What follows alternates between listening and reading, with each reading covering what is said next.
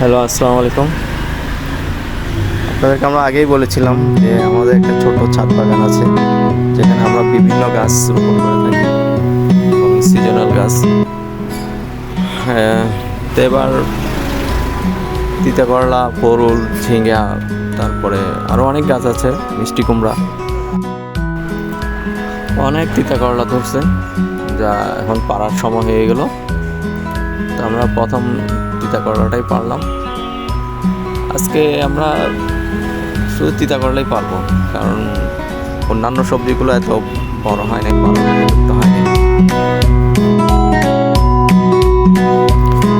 Actually আমাদের বিল্ডিংয়ের পাশেই একটা অ্যাপার্টমেন্ট ওঠার কারণে তা আমরা ছাদে সবজি চাষ করতে পারিনি, গাছগুলো দেখতে পারিনি, কারণ কখন অ্যাপার্টমেন্ট থেকে ইট, পাথর, কাঠ অনেক কিছুই পড়ছে। তো যে নিরাপত্তার খাতিরে আমরা ছাদেও কম উঠছি।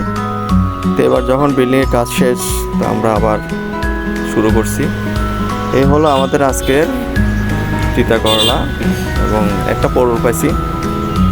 তো এগুলো নিয়ে আপাতত আমাদেরকে সন্তুষ্ট থাকতে হলো। তো চেষ্টা করব যে আরও কি করা যায়, কি সবজি করা যায়, এভাবেই আমরা